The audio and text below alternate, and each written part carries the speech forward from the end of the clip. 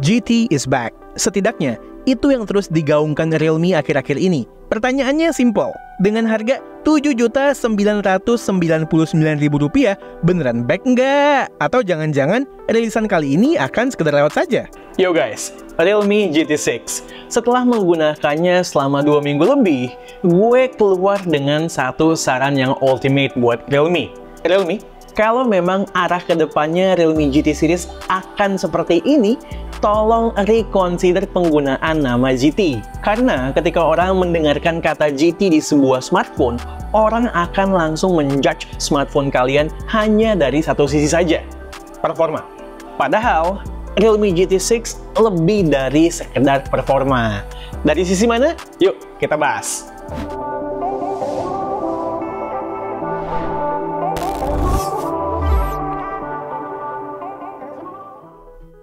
Kita mulai dari yang paling obvious dulu, performa. Namanya GT, performanya harus bagus dong. By benchmark, raw powernya bisa dibilang sesuai untuk sebuah smartphone di harga 8 juta. Menggunakan SoC Snapdragon 8S Gen 3, Antutunya 1,5 juta. Kenceng. Namun juga, by benchmark, stabilitas performanya di 3D Mark hanya sekitar 55% saja. Untungnya, di real usage gaming, dia ternyata cukup stabil. Bermain Genshin Impact selama 20 menit, dia bisa dapat average 55 fps. Mantep banget. Angka yang sama gue dapatin dari Poco F6 Pro non-resmi yang kemarin K2G sempat coba. Jangan lupa itu Poco F6 Pro menggunakan 8 Gen 2 loh. Sebetulnya GT6 harusnya bisa lebih baik lagi kalau saja Realme nggak mulai throttling terlalu dini di 41 derajat, bahkan di GT mode sekalipun. Ayolah Realme, at least 44 derajat harusnya baru throttling. Dan ketika bermain LOL Wild Rift 2 rank match berturut-turut, FPS yang gue dapetin average-nya 116 dan 109 FPS. Bagus banget. Untuk kalian yang gamer, perlu dicatat beberapa hal. Pertama, Realme sepertinya sudah belajar dari rilisan-rilisan terdahulu, di mana spek rata kanan, namun settingan grafis serba kena lock. Di Mobile Legends, kalian bisa bermain dengan opsi Ultra. Sementara di PUBG, yes, bisa main dengan opsi 120 FPS. Mulus. Kedua, ada opsi Geek Tuning. Ini sebetulnya bukan overclock ya, tapi justru kesempatan buat kalian nurunin clock ketika bermain game yang enggak terlalu butuh power besar dari cores-nya demi ketahanan baterai. Soalnya kalau main game berat, emang dari sananya core clock-nya bakalan dipakai maksimal, walau Geek Tuning-nya nggak aktif. Begitu kita aktifkan, lalu kita turunkan clock-nya, langsung kelihatan di CPU monitor, FPS-nya pun juga turun. Ketiga, touch response-nya enak banget, apalagi kalau kita nyalain Hyper Touch-nya. 2500 Hz tuh, touch sampling rate-nya. Di luar gaming pun, performa dari Realme GT6 ini top. Di UI, satset, jalanin segala aplikasi no problemo sama sekali. Multitasking juga top dengan RAM 12GB LPDDR5X. Yang gue sayangkan, cuman storage-nya aja yang sekedar 256GB. Padahal Realme Number Series sudah bermain di 512GB. Mungkin ketika harganya di atas 7 juta rupiah atau mendekati 8 juta, kalau dapat storage 512GB bakal jauh lebih menarik. Walaupun begitu, penggunaan UFS 4 patut kita apresiasi. Nah, itu soal performa. Kalau kalian masuk ke kategori orang-orang yang tadi gue bilang, dimana ketika mendengar nama GT di sebuah HP hanya ngejudge-nya dari performa, gue jamin langsung udah mikir, Antutu 1,5 juta mah, HP 5 jutaan juga bisa.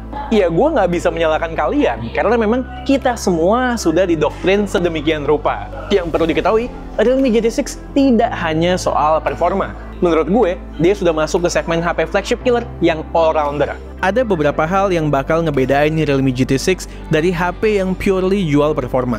Hal pertama yang paling berasa keunggulannya adalah soal kamera. Kamera Realme GT6 keren pakai banget. Yuk kita breakdown. By spec, kamera utamanya menggunakan sensor 50MP LYT808. Ini adalah salah satu sensor unggulan Sony yang udah pernah kita lihat di foldable-nya Oppo yang harganya 30 juta dan OnePlus 12 yang punya status real flagship.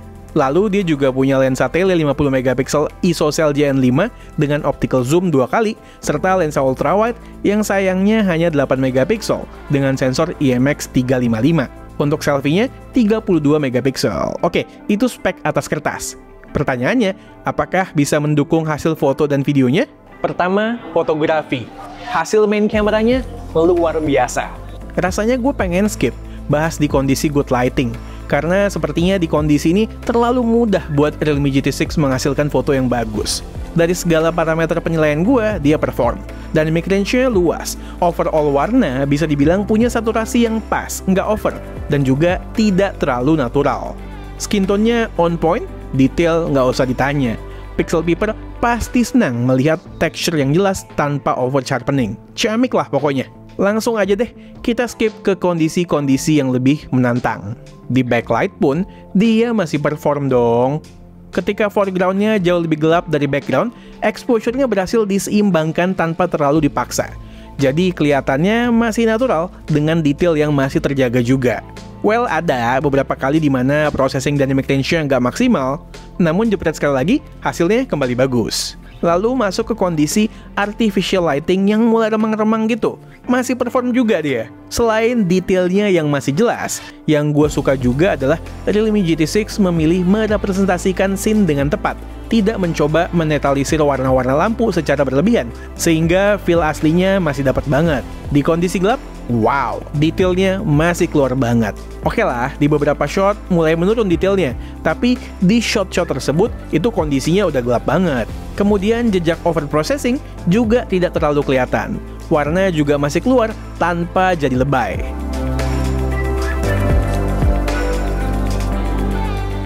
Dan lihat dua shot berikut, ini gelap banget loh.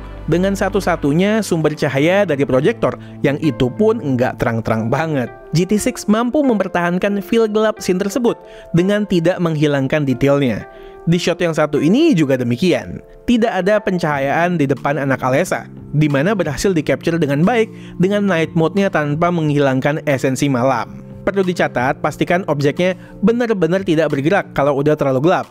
Kalau nggak, akan ada misprocessing yang terjadi. Nah, telenya, berhubung tanpa OIS, gue sempet mikir bakal sering fail nih telefotonya. Ternyata nggak juga. In fact, hampir di semua situasi bagus. Gue sekalian bahas bareng portrait shots-nya ya, karena gue paling sering pakai lensa 1x-nya buat portrait shots. Nggak perlu panjang lebar, intinya kualitas kamera telenya bagus, detailnya top, dynamic range-nya oke, secara warna masih ngikut karakter kamera utamanya. Bahkan di hybrid zoom 4x pun, hasilnya masih sosmed ready banget. Dengan catatan, ya jangan di pixel peep karena detailnya sudah menurun. Untuk kualitas mode portrait, soal separasi masih standar bokeh software aja. Kalau foreground dan backgroundnya nggak ribet, rapi. Kalau udah mulai kesulitan, akan ada tentunya miss separasinya di sana-sini. Di kondisi gelap, ketiadaan OIS mulai terlihat efeknya. Ketika berhasil, ya bagus hasilnya. Cuman kalau tangan kita nggak bisa stabil atau objeknya gerak dikit aja, pasti success rate-nya akan jauh turun. Lalu kalau objek udah terlalu jauh, terkadang kita bisa melihat overprocessing dan sharpening di sana-sini, walau nggak terlihat jelas. Ultrawide 8 megapikselnya gimana? Well, sesuai ekspektasi. Untuk mengambil foto dengan sudut pandang yang berbeda, it works well. Bahkan di kondisi minim cahaya sekalipun. Tapi yang perlu digarisbawahi, hasilnya nggak bisa di-reframe dengan cropping, tanpa mengekspos detailnya yang sudah kurang bagus. Terakhir selfie-nya, butuh pencahayaan bagus untuk menghasilkan foto yang bagus. Nggak ada magic ketika pencahayaan sudah tidak mendukung. Nah, salah satu improvement soal kamera yang paling signifikan datang dari videonya. Di settingan tertingginya, di 4K 60 fps, videonya bagus. Stabilisasinya layaknya sebuah smartphone flagship. FPS-nya stabil, smooth, kemudian dibuat panning juga aman banget. Lalu secara parameter image quality juga cukup bagus. Dynamic range luas, secara warna eye-pleasing, tanpa terlihat overprocessing, kontras pas, bagus lah pokoknya, nggak ada komplain. Di 4K 30 fps, kita bisa switch ke lensa tele sambil ngerekam video. Perpindahannya masih berasa, tapi secara warna nggak jauh lompatnya. Namun untuk bisa switching sampai ke ultrawide, kita harus turunin settingan ke 1080p 30 fps, karena ultrawide-nya cuman mentok di settingan itu. Yang impresif juga adalah dalam kondisi low light. Dia masih perform dengan cukup oke. Walaupun detail sudah menurun, masih cukup banget untuk diposting di sosmed. Oke guys, lagi nyobain kamera depan dari Realme GT6. Realme GT6 kamera depannya udah 4K 30 fps sekarang. Nice. Untuk video selfie, Realme GT6 udah bisa ngerekam di 4K 30 fps. Di kondisi dengan cahaya berlimpah, hasilnya bagus banget. Stabil, detail top, FPS juga nggak patah-patah ketika panning. Tapi, begitu cahaya mulai turun sedikit, lagi mendung misalnya, ada visible jitter di background yang kelihatan. Mudah-mudahan bisa di-fix via software update. Dikit lagi, cakep soalnya nih. Ngomong-ngomong soal video, gue rasa ini saat yang tepat untuk masuk ke fitur yang banyak dibicarakan Realme di rilisan kali ini. Yes, maksud gue AI. Fitur AI pertama adalah AI Night Video atau AI Night Vision Mode. Fungsinya bikin video yang gelap banget jadi terang dan jadi bisa dipakai. Garis bawahi ya, gelap total jadi bisa usable footage-nya.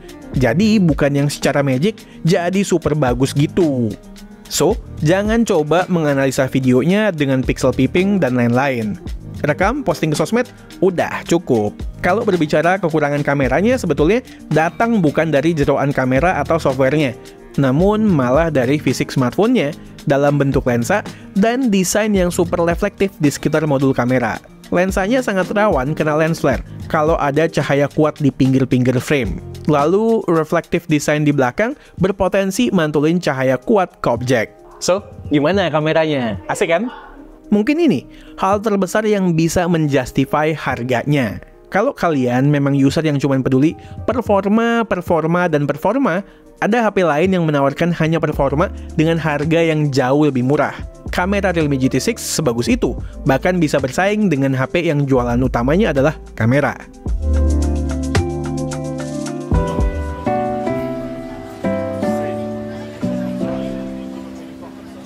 Sebelum lanjut, gue mau mengapresiasi Singapura yang kemarin udah sempat dikosongin buat keluarga Sial foto-foto. Kapan lagi ya kan, foto-foto di Singapura tanpa diganggu oleh orang yang berlalu lalang. Terima kasih Bapak PM Lawrence Wong karena telah mengkondisikan hal ini. Enggak deng, ini semua adalah hasil fitur AI Eraser yang ada di Realme GT6. Di banyak situasi, it works well. Dan berguna banget buat bikin foto-foto eksklusif kayak begini. Iya, kadang-kadang ada yang replacementnya kurang oke, tapi nggak sering, dan gue yakin bakal di-improve lagi ya, seiring dengan berjalannya waktu. Tips dari gue, pakainya yang lasso tool aja, jangan yang paint, karena hasilnya lebih bagus yang lasso ketimbang yang paint.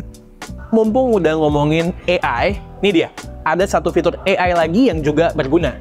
Misalnya, kalian lagi lihat satu postingan Instagram yang menarik, lalu kalian mau ambil gambarnya untuk share ke teman, atau mungkin mau share captionnya misalnya.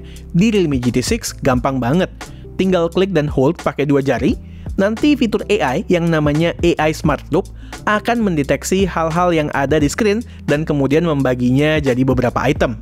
Item tersebut bisa kita drag ke pinggir layar, ke satu sistem yang dinamakan Space Wheel, di mana aplikasi-aplikasi favorit yang supported telah menunggu untuk menerima umpan lambungnya. Asli, ini intuitif banget. Cuman, sebagai konten kreator, gue prefer kalian tetap share link akun resmi kami, supaya trafficnya tetap dapet, ya kan? Lanjut ya, ke hal lain yang bikin gue bisa bilang bahwa HP ini all-rounder.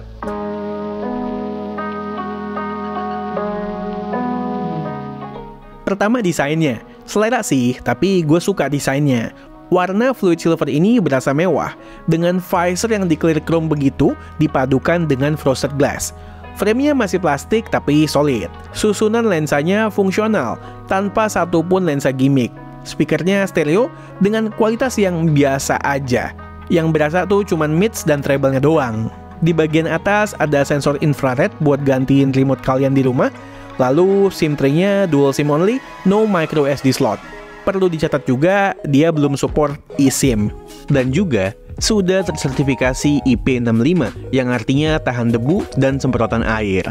Wah, sayang. Coba IP67 gitu ya, bakal top banget.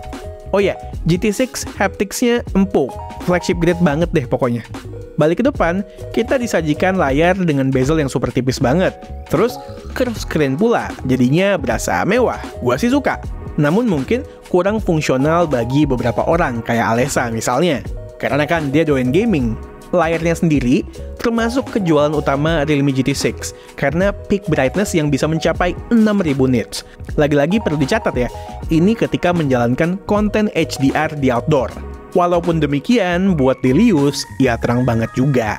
Bahkan lebih terang dari iPhone 15 Pro Max gue di mode auto brightness. Spek layar lainnya AMOLED Full HD Plus lebih dikit, 2780 x 1264 pixels, dan udah LTPO pula.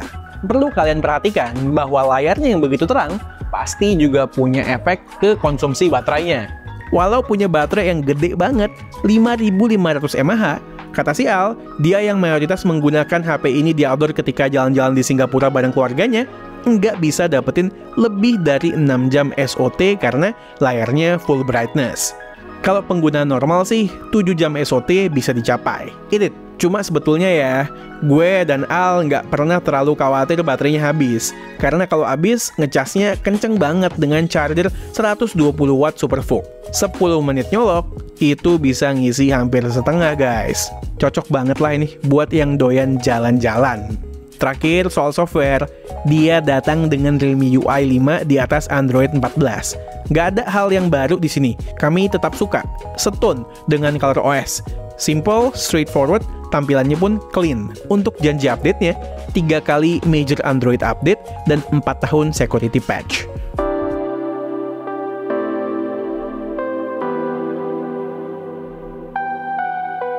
Oke, itu adalah Realme GT6. Jadi paham ya kenapa tadi gue bilang bahwa penamaan GT itu rada misleading. Karena HP ini jualannya nggak cuman performa, namun memberikan opsi flagship killer di harga di bawah 8 juta rupiah. Kalau yang dicari adalah sebuah HP yang sekedar kencang and that's it, gue yakin ada opsi lain.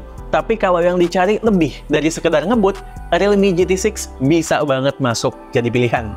Harganya Rp7.999.000 dan ada flash sale, turun jadi 7,5 juta. Gue berharap flash sale-nya nggak cuma di awal ya, tapi sering atau bahkan abadi seperti GT2 Pro dulu. Karena kalau di 7,5 juta itu bener-bener sweet spot dan bisa dibilang extra value deal.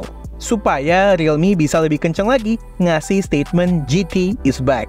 Oke, sekian aja video dari gue kali ini. Gue Satish and this is G2G. Tunggu reaction kami yang berikutnya. Bye guys.